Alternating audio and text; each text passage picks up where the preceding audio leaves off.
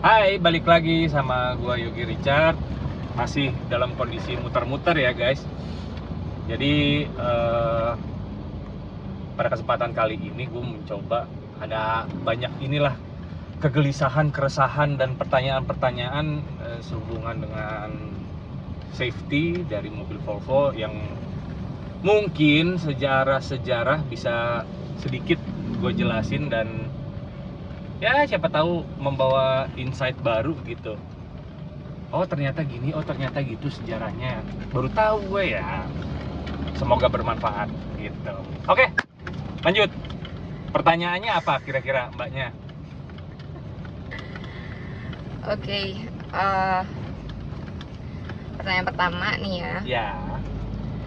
berkaitan sama seat belt. Waktu itu kita di video pertama juga udah sempat pernah mention ya, seat belt itu ditemuin sama Volvo.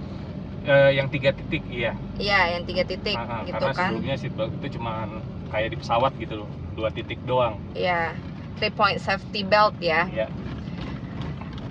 Itu dari Volvo engineer gitu kan, namanya kalau nggak salah Niels Bohlin tahun 1959. Ya. Dan hak patennya itu diberikan gratis untuk dunia. Betul. Untuk seluruh dunia, dan boleh dicontek sama semua merek mobil ya. gitu. Ya. Oke, bisa jelasin sedikit nggak sih apa hubungannya dengan awalnya tuh kenapa sih gitu loh? Karena lately di Indonesia terutama ya, di pribadi-pribadi tertentu, itu kayaknya kalau misalkan cuman gue jalan ke depan komplek doang, ngapain? Nggak perlu pakai seat belt gitu. Atau ada yang seat beltnya dicolokin. Iya, terus kemudian ya udah dia cuma pakai yang depannya aja, supaya alarmnya tuh nggak bunyi gitu. Oke, sebenarnya itu fungsinya apa sih si 3 titik ini sebenarnya? Oke, kalau si 3 titik itu kayak yang gue pakai ya, dia ngamanin badan sampai ke sini. Perut ya? Ya, pinggang. Oke.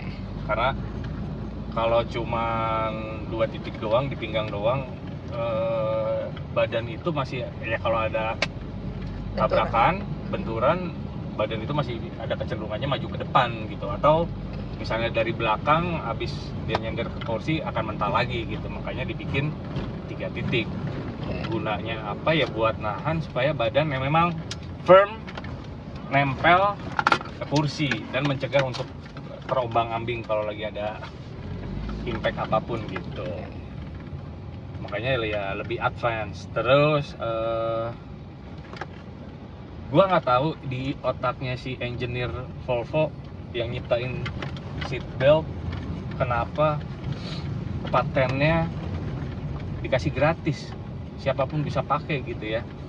Dari kalau misalnya kita ngeliat dari segi bisnis sih pasti bisa cuan besar itu gitu.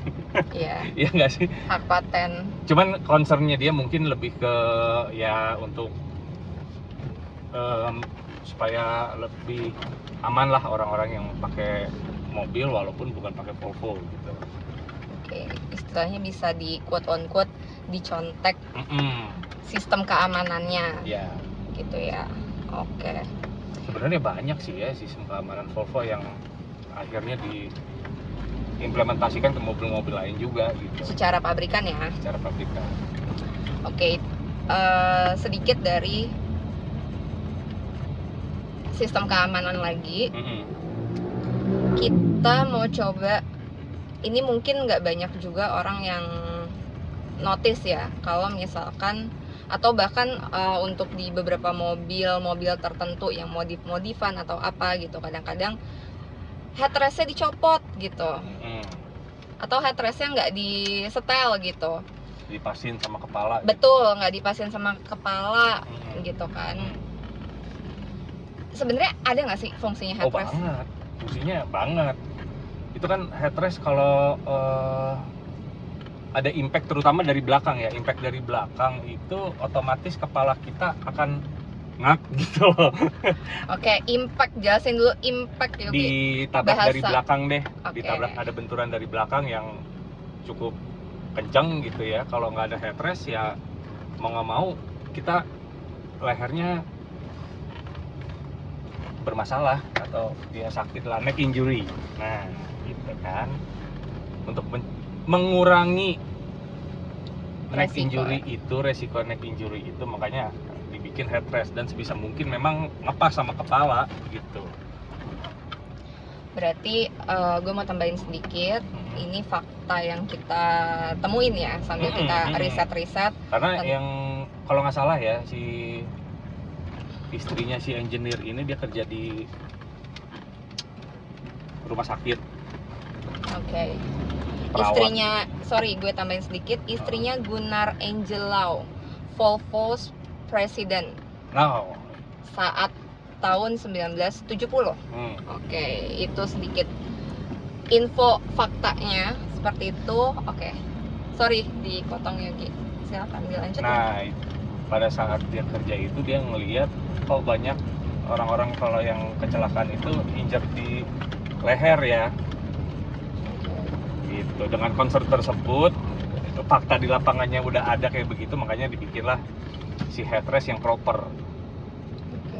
Bukan berarti nggak ada, maksudnya dalam artian sebelum-sebelumnya juga udah ada headrest, tapi yang lebih ke hiasan atau untuk kenyamanan, tapi dari segi safety-nya belum kepikiran gitu kan. Nah ini dibikin yang proper, yang bisa menopang leher kalau lagi impact tuh, kayak ya kurang lebih bisa mereduce si cedera di leher tadi gitu. Oke. Kan ada alarmnya kalau misalnya kita nggak dipakai seat beltnya gitu. Jadi buat teman-teman ini juga semoga membantu ya. Sama buat ini juga ada ininya, insight. Ada warningnya tuh, langsung kedip-kedip tuh. Marah dia. Seat belt. Ini padahal mobil tua ya. Wah, ya emang kalau ini sih warning kayak gini dari tahun 60-an udah ada ya. Jadi ya memang dipaksa kita itu pakai seat belt yang benar gitu ya. Balik lagi kayak tadi, ada juga orang-orang yang udahlah cantolin aja, gue nyender di atas seat belt atau cuman yang dimasukin bagian atasnya doang. Ya itu balik lagi pilihan masing-masing. Cuma semoga video ini agak sedikit membuka gitu ya, bahwa ada loh fungsinya yang benar-benar emang buat safety. Dan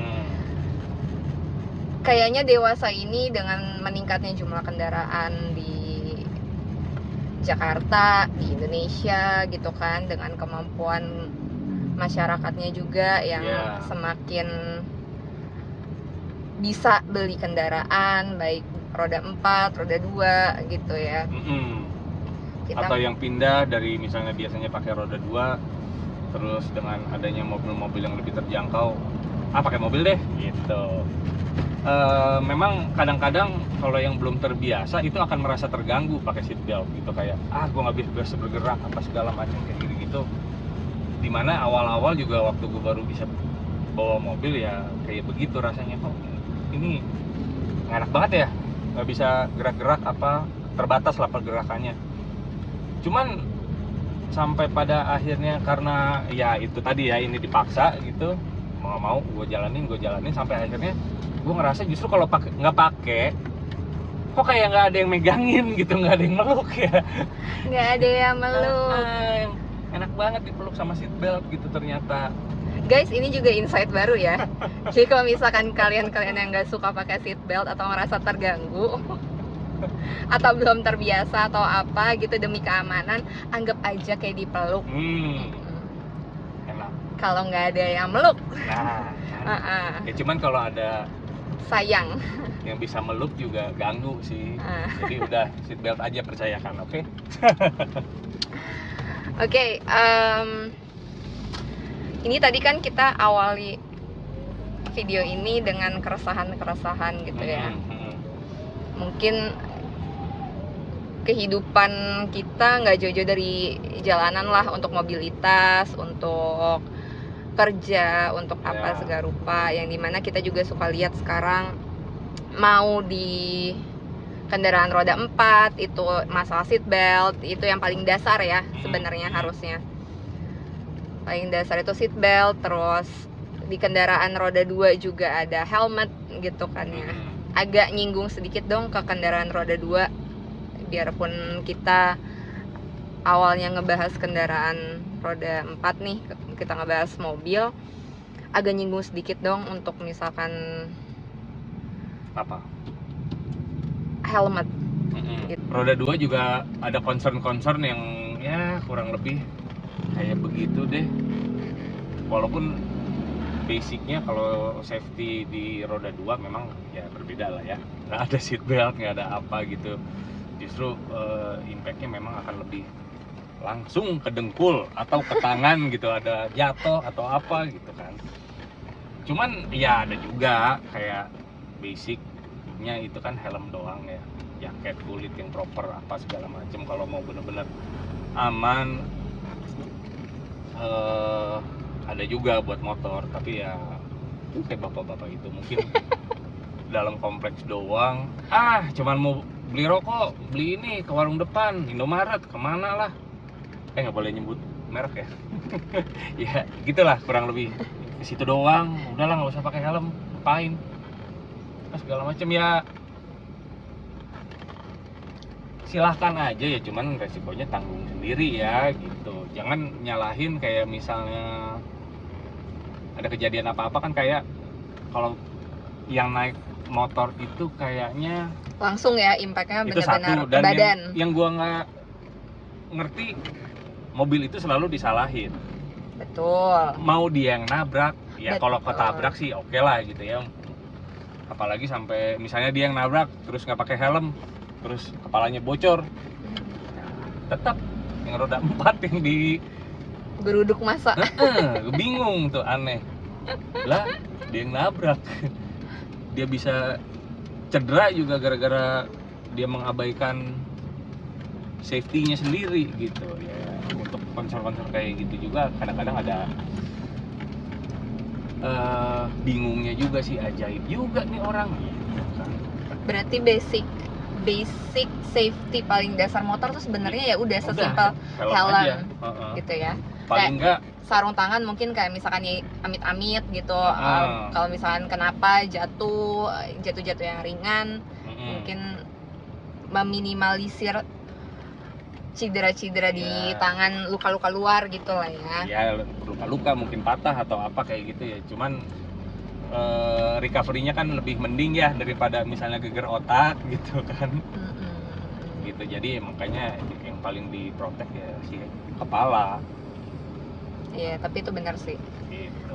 Ke depan komplek, ke Indo, ya kan? tut gitu, nggak usah lah gitu ya. Atau di dalam komplek aja, padahal di dalam komplek kita juga nggak ada yang tahu gitu ya. Harusnya ya preventif aja, gitu. Ada standar safety-nya, seharusnya diikutin aja nggak sih? Betul. Gitu ya. Ada lagi nggak sih Yogi, kayak misalkan kayak Volvo, balik lagi ke roda 4 ya? Ya balik lagi ke roda 4. Okay. Sorry Tadi selingan aja yang roda 2. Selingan keresahan. Nah, yang suka kita lihat di jalan. Oke. Oh, ada sedikit tambahan boleh nggak? Apa tuh? Keresahan karena saya ibu-ibu. Iya, kadang kita lihat di jalan ya Yogi, itu bapaknya pakai, yang nyetir motornya pakai helm nih, udah bener ya. Terus misalkan dia boncengin anaknya nggak pakai helm. Konsep yang luar biasa menurut saya. Semoga video ini bisa ditonton ya Yogi. Aduh. Ya kalau itu sih kurang paham juga ya keputusan bapaknya memang, atau ya mungkin pribadi ya, ini pribadi. Balik lagi ke personal yang ngejalanin gitu. Mungkin anaknya yang nggak mau atau apa, saking cintanya bapaknya sama anaknya atau siapapun orang tua yang ngebawa anaknya ngeluh gerah gitu atau apalah, oke nah itu mungkin bentuk cintanya gitu, jadi nurutin anaknya walaupun salah ya, bisa aja. Gua nggak tahu juga kenapa diambil keputusan kayak gitu. Ini same as seat belt ya sebenarnya. Kita coba balik lagi ke seat belt. Ya ini paling basic safety di mobil gitu, yang biasanya mobil kan diisi satu keluarga gitu ya. Kita nggak usah nge-refer kemana-mana, kita nggak usah comparing kemana-mana. Cuman ini kita cuma berusaha mungkin mau ngejelasin dengan sisi yang berbeda bahwa fungsinya tuh ini gitu, si seat belt ini. Oh, sama di belakang ini kan mobil yang sedang kita kendarai ini tahun berapa Yogi? Wah, tahun 91. Alhamdulillah. Oke, early 90 ya. Iya. Bahkan ya. Itu di belakang seat beltnya pun sudah 3 titik ya? 3 titik. Untuk yang kanan kiri, untuk yang tengah masih 2 titik memang. Cuman yang generasi barunya ya di belakang itu 3 titik semua. Oke. Nah, mungkin tadi gue sempat bawa mana deh. Setelah generasi ini, nah si Volvo itu juga bikin ini seat belt ya guys. Mungkin ntar gue jelasin lebih detailnya. Oke, kita udah parkir. Nah, udah enak, nyaman, aman. Gue nggak perlu naro tangan di setir. Ini dia benda yang tadi gue bilang, seat belt. Ya mungkin memang ini tuh gue rasa sampai sejauh ini update terakhir dari seat belt gitu, yang cuman ditambahin si benda ini ya guys. Pemasangannya nanti begini ke atas gitu, dimana saat ada impact ini kita bisa lihat colokannya ya. Benda ini ada mesiunya di dalam. Oke, jadi pas ada impact Adalah Yogi, tabrakan, ada benturan yang kencang gitu, yang keras banget. Ada modul satu lagi yang makanya ini udah next level juga, sistem safety-nya dia ditambahin dengan sistem airbag. Si modulnya airbag ini akan merintahin seat belt yang ada mesiunya ini untuk meledak, dimana fungsinya adalah untuk menarik supaya lebih nempel lagi dek ke kursi, dan di kursi pun akan sedikit kayak jatuh gitu, supaya ngeredam benturan yang tadi, dan dibantuin sama seatbelt yang semakin narik ya, jadi ya lebih aman lagi, nggak bakalan kemana-mana teorinya begitu gitu. Di sini jagain, di sini ditarik juga ya. Sebenarnya yang paling loose itu bisa ke depan itu kan kepala, karena badan udah dijagain sama seatbelt. Ke belakang memang ada headrest ngebantu, cuman di depan ya si airbagnya itu tadi gitu. Kerjasama lah kurang lebih kayak begitu. Berarti dari si tahun tadi yang kita bahas 1969 itu 59 itu berarti memang konsepnya Volvo ini udah terbentuk nih gitu. Dia punya visi misi untuk bikin kendaraan yang lebih safe. Betul. Gitu ya. Dan selain dari ininya ya, dari rangkanya, strukturnya, terus ada crumple zone depan belakang. Untuk kabinnya dibikin kayak cage, mereka bilangnya cage, kayak ya udah kandang gitu ya. Sedangkan di bagian mesin belakang gitu ada crumple zone yang akan menyerap force dari benturan, sehingga ya nggak nyampe ke kitanya gitu. Crumple zone. Ya. Ada pembahasan yang lebih umum nggak yang bisa diserap? Bahasa simpelnya, ini mobil keras sebenarnya gitu ya, cuman dibikin sekat-sekat yang lebih lunak untuk menyerap benturan. Jadi ya udah, yang hancur itu bagian sana, yang hancur bagian sini, tetapi di dalam kabin itu aman, pintu masih bisa kebuka. Kalau terjadi kecelakaan, malah untuk generasi-generasi selanjutnya, misalnya ada tabrakan dari samping, kursi itu bisa sedikit geser. Untuk ngurangin, ya intinya sih untuk ngejaga badan supaya cederanya nggak terlalu heboh gitu ya, dan sebisa mungkin selamat.